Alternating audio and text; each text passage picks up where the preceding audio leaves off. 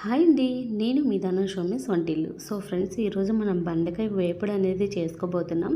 దానికోసం ముందుగా ఒక కళాయి తీసుకొని దాంట్లోకి ఆయిల్ వేసుకొని అందులోనే ఆయిల్లోనే నేను అనేది శనగపలుకులు అనేది ఫ్రై చేసుకుంటున్నాను. దాన్ని ఇప్పుడు ఒక బౌల్లోకి అనేది నేను తీసేసుకుంటున్నాను.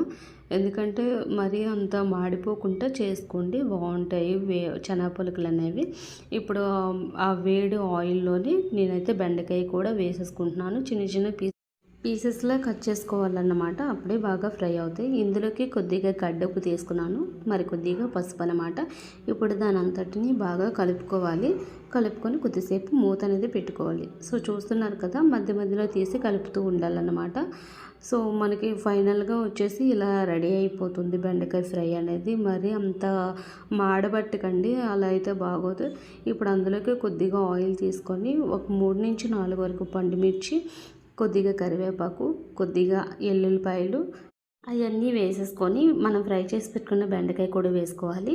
శనగపలుకులు కూడా వేసుకొని కొద్దిగా ధనియాల పౌడర్, కొద్దిగా మిర్చి వేసుకొని బాగా కలుపుకోవాలి. సో ఫైనల్లీ మన కర్రీ రెడీ అయిపోయింది. So thank you.